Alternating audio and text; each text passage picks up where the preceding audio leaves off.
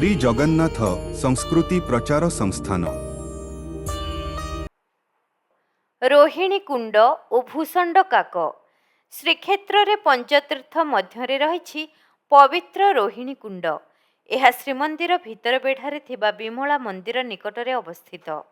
ସିଂହଦ୍ୱାର ପାରି ହୋଇ ପତିତ ପାବନଙ୍କୁ ଦର୍ଶନ କରି ଆଗକୁ ଯାଇ ବାମପଟେ ଶ୍ରୀ ସତ୍ୟନାରାୟଣ, ବଟ ଗଣେଶ, ବଟ ମଙ୍ଗଳା ସମସ୍ତ ମହାଦେବ ଆଦିଙ୍କର ଦର୍ଶନ ସାରି ମୁକ୍ତି ମଣ୍ଡପ ନିକଟରେ ବିରାଜମାନ କରିଛନ୍ତି ଶ୍ରୀ ନୃସିଂହ। ଏହାଙ୍କୁ ଦର୍ଶନ କରି ଭକ୍ତମାନେ କ୍ଷେତ୍ରାଧୀଶ୍ୱରୀ ମା ବିମଳାଙ୍କ ମନ୍ଦିର ଆଡ଼କୁ ଯାଇଥାନ୍ତି। ଜଳକ୍ରୀଡ଼ା ମଣ୍ଡପ ଓ ବିମଳା ମନ୍ଦିର ମଧ୍ୟସ୍ଥଳରେ ରହିଛି ପବିତ୍ର ରୋହିଣୀ କୁଣ୍ଡ।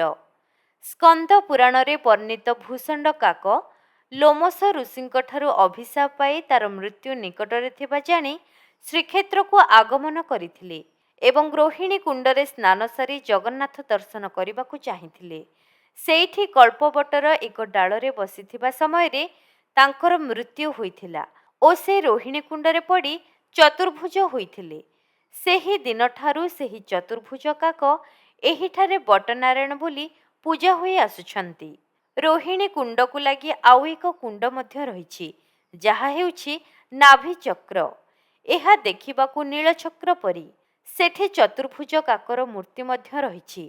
ଲୋକକଥା ଅନୁଯାୟୀ ଶ୍ରୀମନ୍ଦିର ସମ୍ପୂର୍ଣ୍ଣ ହେବା ପରେ ଯେତେବେଳେ ଗାଲମାଧବ ଶ୍ରୀମନ୍ଦିରକୁ ତାଙ୍କର ବୋଲି କହିଥିଲେ, ସେହି ସମୟରେ ବ୍ରହ୍ମା ଏହି କାକ ଓ ଚକ୍ରଙ୍କ ସାକ୍ଷ୍ୟ ଗ୍ରହଣ କରି ରାଜା ଇନ୍ଦ୍ରଦ୍ୟୁମ୍ନଙ୍କ ସପକ୍ଷରେ ମତ ଦେଇ ଏହି ବିବାଦର ଅନ୍ତ ଘଟାଇଥିଲେ।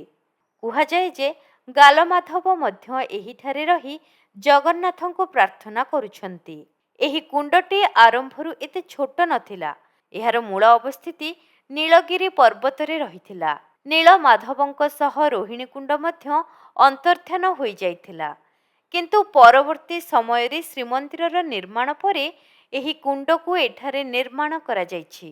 ଶ୍ରୀମନ୍ଦିରରେ ଏହି କୁଣ୍ଡକୁ ଲାଗି ଋଷି ମାର୍କଣ୍ଡେୟଙ୍କର ପାଦପଦ୍ମ ମଧ୍ୟ ପୂଜିତ ହେଉଛି।